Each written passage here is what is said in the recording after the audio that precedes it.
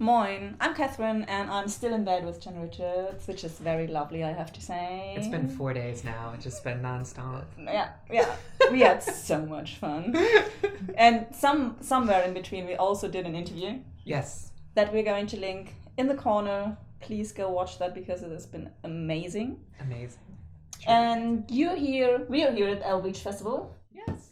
And you are here because you're going to present your web series, which you wrote, produce, star in. Along with a bunch of other really amazing women like Laura Zach and Angelica Ross and Kate Fisher. Yeah.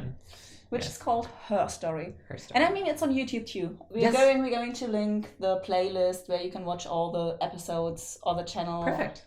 In the corner too, so you can check that out. You totally should, because this will open your mind, hopefully, in some ways. But now we're going to talk about, so you've been publicly shamed by Jon Ronson. I've read that. That's perfect. Because for me it's been some time now, and I read so much that like after 3 books or 4 books after the book I read, it's like everything. So you read a lot of fiction. Totally, yeah, I read a lot almost of fiction. never read fiction. Really? Yeah, I saw some of some water problem books that you just oh yeah. From the library. I just joined my local public library, so now I'm like consuming books massively. Yeah. I'm an information junkie. Okay. So I just constantly go through nonfiction. Every once in a while I'll force myself to read a novel, but it's hard. I mean, the Station 11 you chose. I read the first few pages. That's really it good. It looked really good. It's really good. Yeah. I can recommend for as soon as I see Shakespeare and anything, I was like, that's the one. That's the one. I'm a huge Shakespeare dork. Okay. Yeah. Yeah, you will have. I mean, there's not that much Shakespeare in there. No. Sorry, I should have said that now. Damn. Let's get back to Jon Ronson. Sure. Can you summarize shortly what this non-fiction book is about? Yeah, it's basically about the ways in which individuals can be shamed via public social media, which has become a very powerful way to shame people. It talks about the mechanism of how that shame happens and the consequences for the people who get shamed. And it's something that I've been thinking a lot about already, so I was excited to read the book. Yeah. And it kind of reinforced a lot of the ideas that I already had. I don't totally agree with everything he says. Okay. But I think the dynamic that he's talking about is an important one, a pervasive one, and a very dangerous one that's happening today. Yeah, absolutely. Here, just a good example in case you read. I was going to ask you. Yeah. One of the most famous incidents is there was a woman named Justine Sacco who made a joke on her Twitter account right before boarding a very long flight to Africa, and it said, I think it said something along the lines of "Going to Africa, hope I don't get AIDS. Haha, just kidding, I'm white." Exactly, yeah. And the tweet went viral while she was on the plane and didn't have access to Wi-Fi. And it became this global sensation. Like millions of people were engaged in this conversation about how awful it was. And when she landed in Africa without any idea what was happening, there was literally tons of press there. And she was already fired from her job. Yeah. And she was like a public enemy number 1 for a little while. Yeah. Trending topic everywhere. Exactly. When Justine lands and all these kinds of things. And you fire Justine Sacco. It was a huge story for just like a little off-color joke. And the problem is, like, once you know the full context of her and her work, like she was being ironic. Like it was a joke that was actually kind of meant to play up on racism. It wasn't actually racist itself. And that whole dynamic is very fascinating to me. I mean, and there's more examples where people lose their jobs because they've been publicly shamed. And I mean, you can discuss that some of those people actually did things that it was worth being shamed for in a way. But like the dynamic it gets on the internet and people who don't reflect, I think one of the points he makes very good is that people don't even research anything. No. So they don't care what the context is or what really happened. They just go along with the shitstorm and So this is going to be a little wonky and a little philosophical, but bear with me because it's an important point. There's always been a certain amount of skepticism about writing. And the reason is because in speech, when we're talking, it's about 2 people in a moment, in a context. I can say something, we share a context. If you don't understand it, you can ask me what I mean, and we can kind of arrive at an understanding. Writing deprives context. I write something and then someone else reads it without any sense of context, without any ability to interrogate me if something is misunderstood or check our understanding against each other. For that reason, we've always been very skeptical of writing. In fact, like Socrates and Plato were very much against writing because of that very reason. It takes away this. What happens between two people also involves presence. Like there's a little bit of God. There's something transcendent in this moment. Writing takes that all away. So it's very dangerous. And we kind of deal with that by making writing very contextualized. So a novel kind of brings you into the world, and that's what makes it successful. Even a book like this, it's assuming a shared understanding. What I think what happens is on social media, we treat social media like speech. We treat it like, I'm just talking to my friends. I'm just saying these things that only my friends will know and understand because it feels casual like speech. It's not like an essay or a book or a report. But it's so we deal with it like it's speech, but then we read it like it's writing. So we take stuff. I'm getting there. Yeah. Exactly. I So something like that thing, which might have been funny or appropriate for a certain circle of people in a certain time, exactly. A certain place, yes, is taken out of that context. And then dealt with, without that. Yeah. And that's what makes it so dangerous. And also just like the kind of public shaming aspect too. I mean, shame in itself is very dangerous. Yes. I don't know if you've ever listened to the work of Brene Brown, who's a very famous American kind of psychologist who talks a lot about the shame is what kills us. Shame is what makes us sick. Like shame. Jon Ronson talks about this too. Shame is what often leads to violence, particularly in men. It's a way of dealing with shame. Guilt is a healthy human emotion. Guilt says, I did something wrong. And I'm realizing that I feel bad about that and I want to put it right. Shame says, I am something wrong. Okay. I did something bad versus I am bad. And one of the other big problems with these kinds of incidents is there's no recourse. There's nothing anyone can do to make it better. Once you've been labeled a certain thing, there's no getting away from it. There's no getting away from it. And I see this happen all the time in queer community. It's gotten really bad. If someone gets labeled as a racist or a misogynist or a homophobe or a transphobe, whatever it is, one time, that takes on a life of its own. It has nothing to do with the reality. There's no accountability process. No one's ever allowed to change. They're just shunned.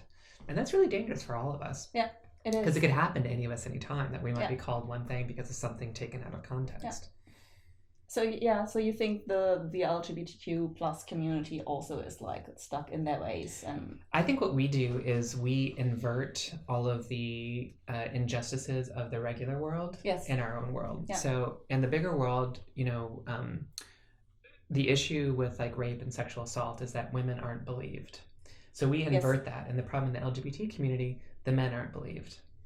We just turn it around, but it's the same process. It's the same process, and it goes that way with everything, with race, with gender. We just invert the power structures. We just become like a topsy-turvy mirror version, but we still keep this thing of no one is accountable.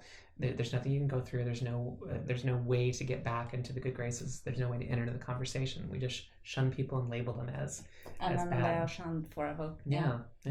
I mean, I think it's for every, but as you just said, for every culture and everyone does it. It's a very human instinct. But I think like for queer culture, rather than just inverting the power dynamics of mainstream culture, I would like us to have an alternative, like a way of holding people accountable when something is done wrong. Yes. But one that allows for people to come back into the community too.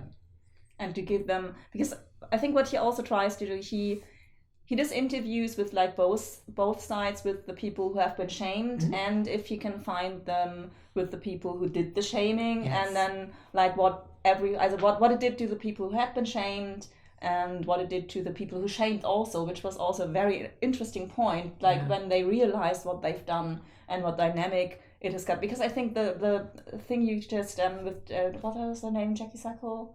No, the woman. Oh yeah, Justine Sackle. Justine Sackle, was that the person who initially retweeted the tweet or something like this, he was like, well, this is going to give me some attention or something like that. And he didn't really think it through. He didn't really think that it would get that dynamic. So, and then what happens to that person that has to realize at some point that he was responsible for...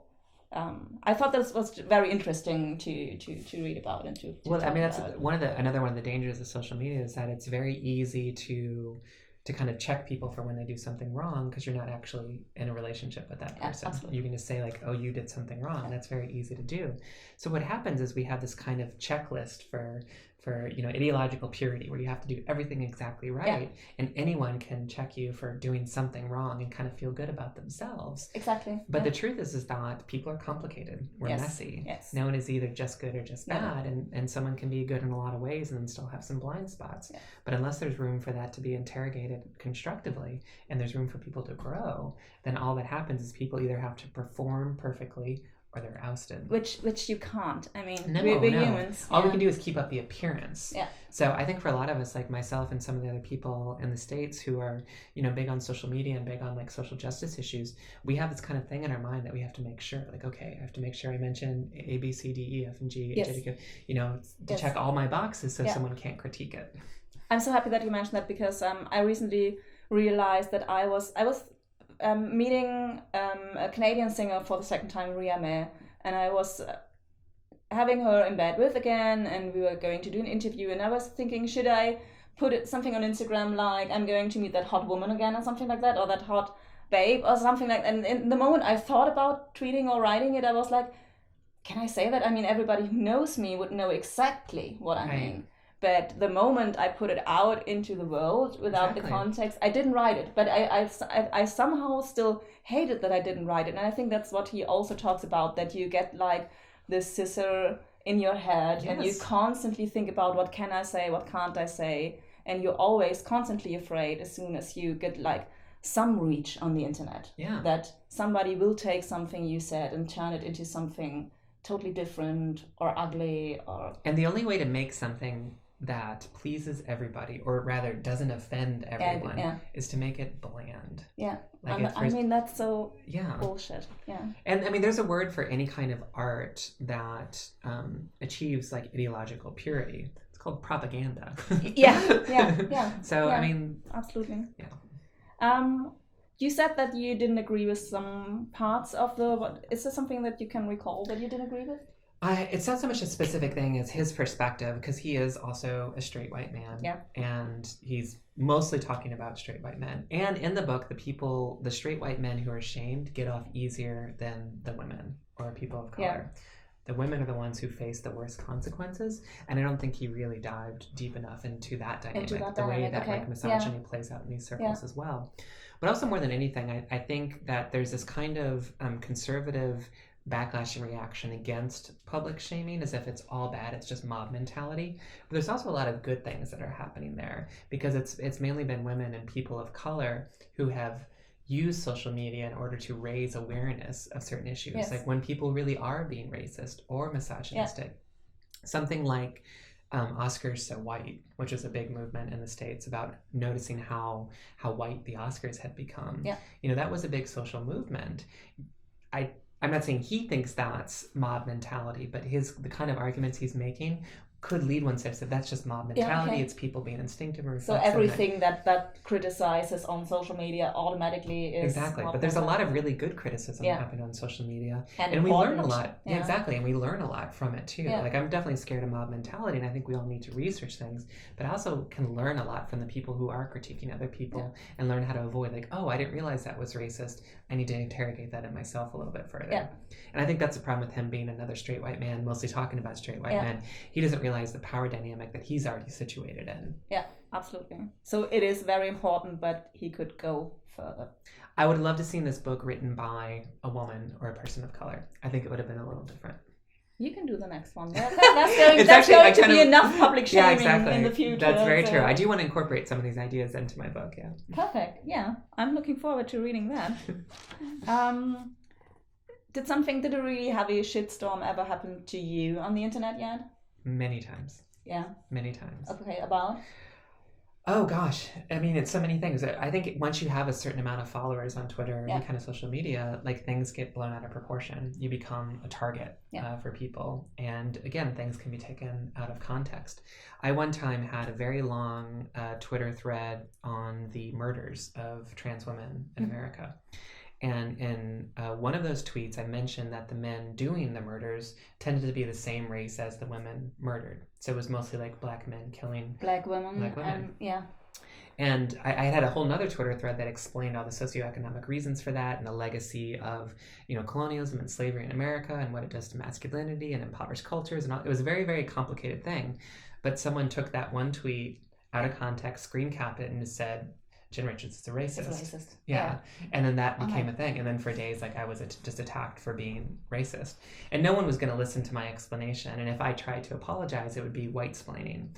So there's no recourse. Yeah. There's nothing I can do. The only thing I'm allowed to do is say, that was racist, and I'm so sorry, I won't do it again.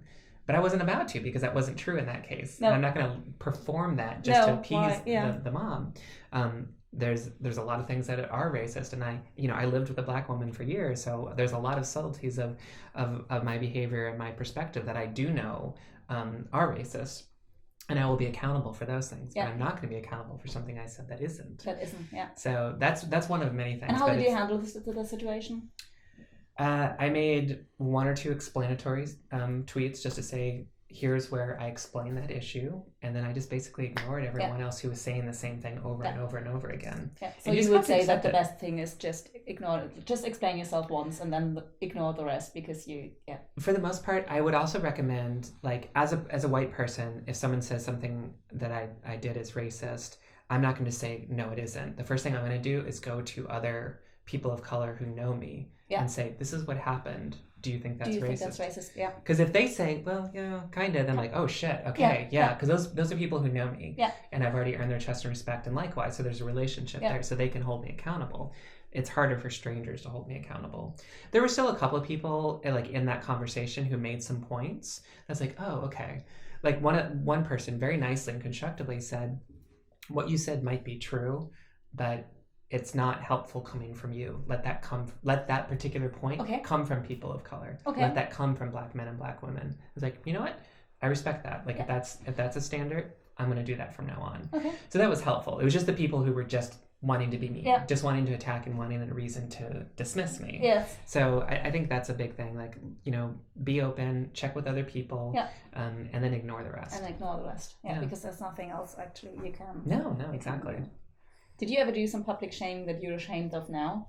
Actually, just recently he's a very popular conservative person on Twitter who, I do frankly think is an idiot. Like, I think this stuff is really, really dumb, and it's all these Trump supporters, and I one time mocked something he said, and then he has like 500,000 followers, and so all of his people came after me, and for like 2 days it was just because he realized how did they get to you? Because he retweeted my Twitter on his feed to his 500,000 conservative fans who then attacked me, which is fine. I can deal with that. I just go for a walk in the hills with my dog, and like, doesn't even matter. But what I realized is, like, I don't like attacking people personally. No matter who they are. Like, even if there's someone I find morally abhorrent, who I absolutely disagree with, I don't like personally attacking anyone under any reason. It doesn't feel good for me.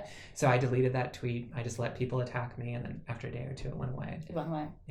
So, but it felt bad. I don't like doing that. I can imagine. Absolutely. I get the feeling. I tell you one thing now too is being working in Hollywood and knowing how difficult it is to get anything at all made. I'm a little bit less critical of film. Yeah. Like, I have a little bit more sympathy now. Like, you have no idea how hard it is. Like, there's no way you can get everything right. It's so complicated and there's so many moving parts.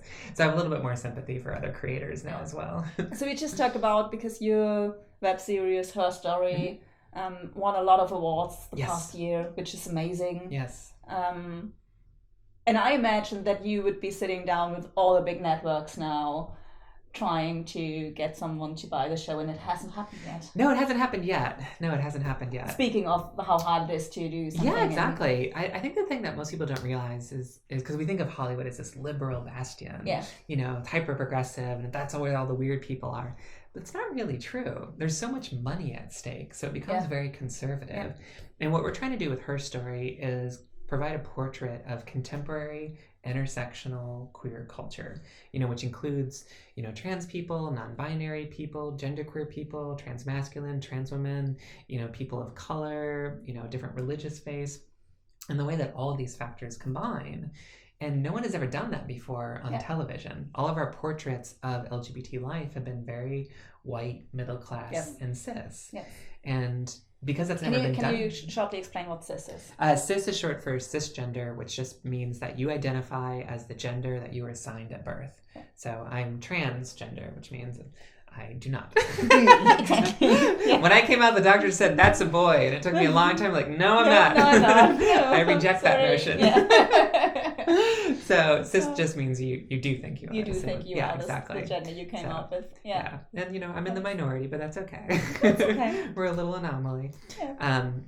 But that's been the portrait of you know, LGBT culture to date. So we're trying to do something different, which hasn't been done before. Yeah. So everyone's a little bit scared. Yeah. But I know eventually some producer out there who sees all the awards we've gotten and all the devoted fans we have and will want to take a risk and put us on the air. Yes, because we have a lot more story to tell. Is there already a second season scheduled or in a film? Well, Laura and I basically wrote out what's called a treatment, which is like you don't actually write the script, but you write everything that happens. Yeah. And so we wrote out 10 half-hour episodes. Okay. So we want that to really be like a full season 1 of her story. So yeah. the web series will almost be like a little prequel. Yeah. And then we'll get into the whole story. And it'll have more characters and we'll go much longer storylines. Yeah. It's really good. Yeah. It's like really good. So you're actually waiting for someone to pick you up until it's very you're expensive. going to produce. Yeah. It's very expensive and we are out of money. Yeah. I never got paid for her story. Yeah, I've never made any money on that. That's sad. We do can't you monetize on YouTube? Well, I think there are commercials, but it's not big enough to pay back. I know because I have a YouTube channel. Yeah. I mean that costs like $150,000. And like actually, did you look at your statistics lately? Because we've just been talking with the girls in the room that YouTube fucked up the restricted mode, and I just sat down with Melina behind the camera because we wanted to check if it's true that videos with LGBTQ content don't get monetized at the moment.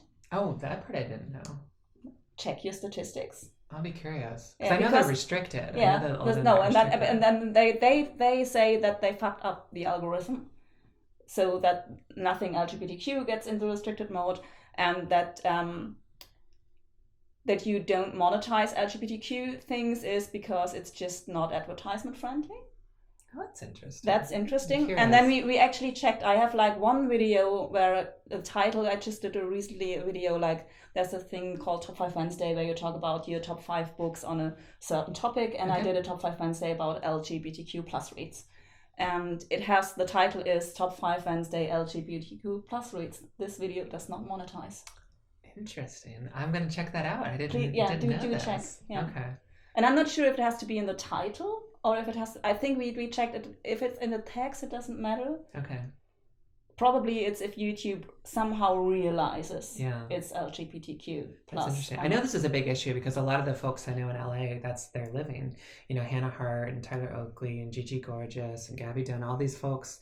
Like, this is where they make their living, is from YouTube, and they pioneered LGBTQ content, and they're all seeing their revenues dropping lately. Yeah, and I mean But they're also they're working with YouTube to try to fix it. I know that. Yeah. Like YouTube at least according to Hannah, that's what she told me a couple weeks ago. Yeah. Is that YouTube understands the issue and that they're working with the creators to try to fix it. To try to fix it, yeah. Because I was really shocked that it actually happened. Yeah.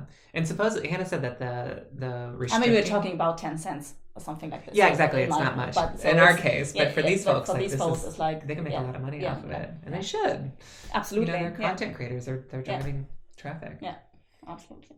On that note, I think I'm sorry I talk so much. No, I love it. I mean, that's what you're here for. I'm a nerd. I love nerds, so that's good. All right, that's really good. It's just so nice to curl up with a book, you know. Yeah, it is. But you're not allowed to read in bed. That's right. No, I can read in bed. Just you can read. Okay. No, like Twitter or email. Okay, so you can still read. Still read. So you have books lying around your bed? I have about a stack. You have. What's on top? Right now it's And the Band Played On. Okay. Oh my God, have you ever read that? No. It's a book that details the early days of the AIDS epidemic. Okay. Day by day.